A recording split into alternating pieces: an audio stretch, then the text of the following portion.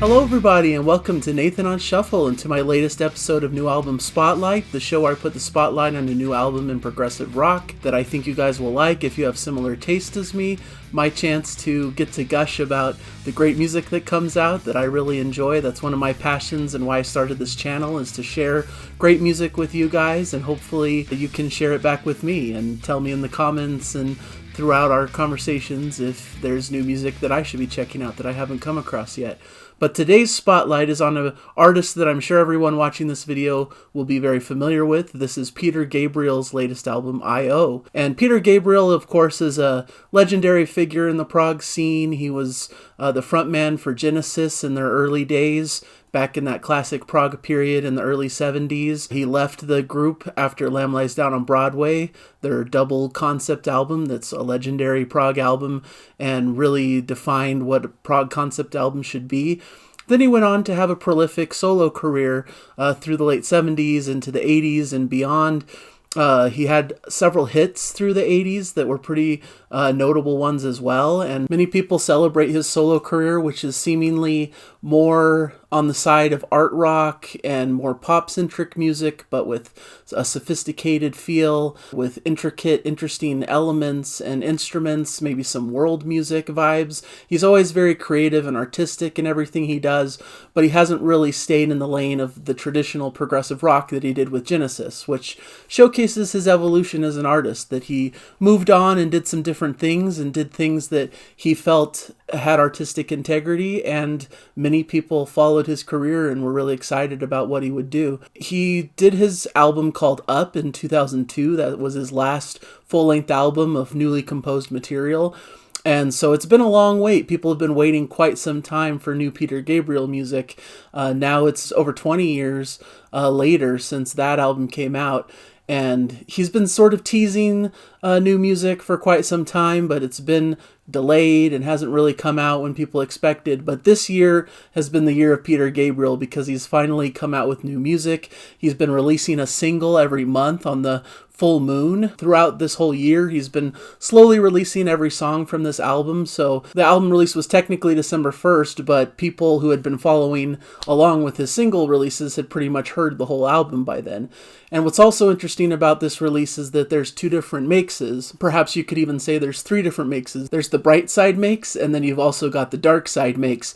And then there's like a Dolby Atmos mix as well for those who get like the Blu-ray special edition package and whatnot. So a lot to dive in, a lot to digest. I'll admit personally, I haven't really followed his solo career very closely. I'm a huge Genesis fan, so I've followed him in his time with Genesis and love him as a frontman for that band. So that's where I have a lot of strong feelings for Peter Gabriel and what he was able to do and his artistic vision within that band.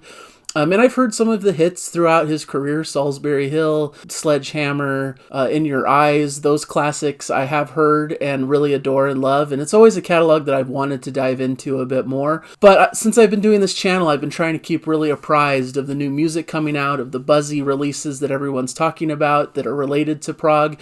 And so, of course, people are talking up Peter Gabriel, and he had a big, massive tour as well for this album, and people had been highly anticipating it. So I had to listen as well. And I did listen to some of the first few singles from the first few months, but after listening to about 3 or 4 different singles, I thought, you know, it might be better to hold off on the rest of the album till the full album releases, because I prefer to listen to music in the full album format. That's just much more my preference, and I felt like listening to every single song was going to spoil the full album experience, which is just a me thing. You know, you can listen to music however you feel comfortable listening to it, but that's basically my approach. So I really sat down and listened to the full thing once it was available and released, and was pretty blown away by it. I think this is a really special album, and I wasn't expecting it to be as good as it is because, you know, I'm much more on the very proggy side of the equation. Like, the music that I tend to love and gravitate towards is the very symphonic prog music that's very intricate and complicated and big epics and a lot of intricate, complex musicianship and all that kind of stuff. And this, of course, is much more centered in the pop realm and sort of this art rock style. And so that's not typically my kind of thing, but I think he does it expertly well. He's just written some really beautiful, captivating songs. and they run together really well, and I think it feels thematically rich. Peter Gabriel is such an established artist, and I think he has such a sophisticated touch to his songsmith, to the lyrics that he writes, to the music.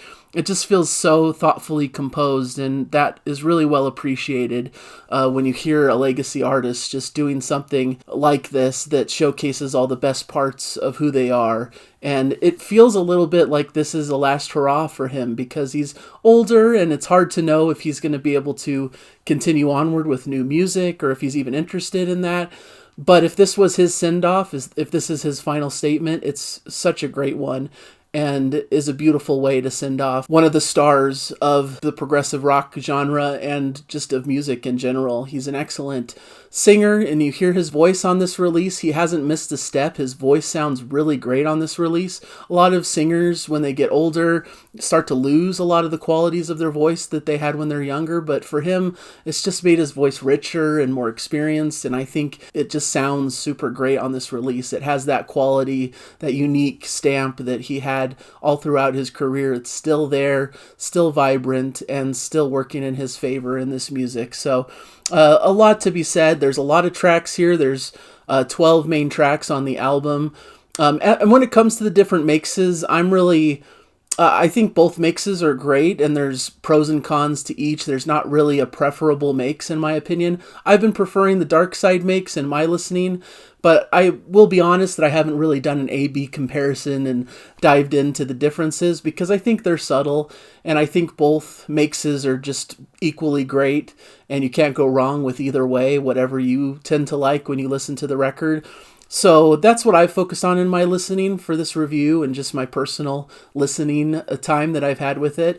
I love the opener. I love Panopticon, just a great opener that alternates between this kind of dark, funky vibe and a more bright, uplifting chorus. I like that juxtaposition that starts the record.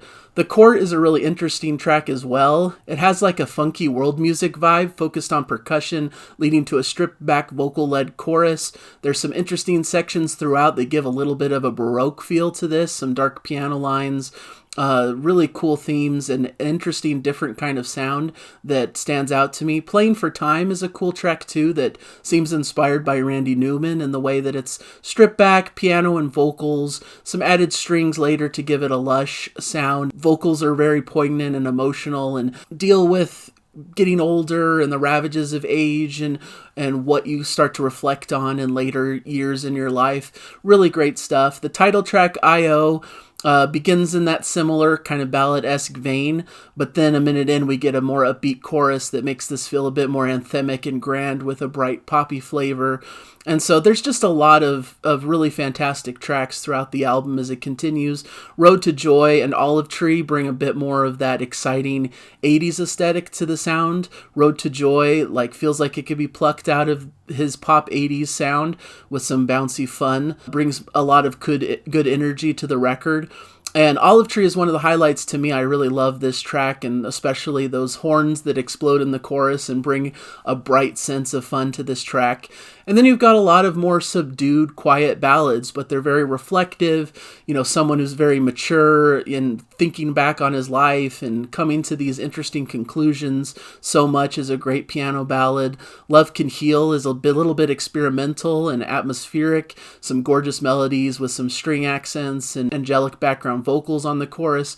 Just a beautiful track that I come back to and really love. This Is Home brings a subtle Motown vibe to the equation, even though it's still a little bit more laid back with light drum patterns and passionate vocals. And Still is a longer track that's a sweet ode to Peter Gabriel's late mother and reflecting on the memory of his mother and the loss that's associated with that. A really beautiful track that is really meaningful and really brought some emotion to me. And then Live and Let Live is a great closer. Some Beatles influence I felt in this mid-tempo closer, a pleasant send-off, and really brings home that world music vibe that he's known for with some added horns and backing choir and strings. So all in all, it's just really expertly produced. All the songs sound pristine. His voice never misses a step. There's just so much great instrumentation here. It's sparse, it's more pop-centric at times, but it's always serving the song in the perfect way. It's never over the top, It's never feeling like it's coming out of left field. Just everything feels dialed in and perfected. And I think that comes from an artist who's really established and knows what he wants and what he wants this sound to be. And he's taken a while to come out with this record, 20 plus years in the making, but you could tell by the sound of it that it really lives up to the expectations. It feels like it was very well crafted and that he took his time on this record and it produced something really spectacular and an excellent send-off for an incredible artist. So this is an incredible album that I think everyone should hear, not just people in the prog genre like what I tend to cater to, but people in the music world at large. I think this can appeal to pretty much anyone who follows and loves music because it's just universal. And that's the great thing about Peter Gabriel's music. It's universal. It can be loved by all. That's why he leans on those world music type vibes, because he loves to bring different cultures into the mix, different types of people, and really culminate into something that everyone can love together. And I love how he brings that to the table on this release and in everything he does. So an incredible record. Please seek it out. I wasn't really even expecting to do this review, but the album struck me so hard I felt like I couldn't hold back and that I had to do an episode about it. Hopefully you enjoyed my review. I know it's a little bit late compared to the release date, and I know a lot of my fellow contemporaries have already been able to get their thoughts out in the ether, but I just thought I'd contribute my personal feelings about it and why it's so important to me and why it's really connected with me over these past couple weeks. So thank you guys so much for listening. I hope you enjoyed the review, and please just enjoy the music, whatever you're playing out there. That's all it's about, is just finding music that you love and enjoy and that means something to you. And I hope that you've found that for yourself. So thank you guys, and I'll catch you hopefully in a future episode. Bye, everybody.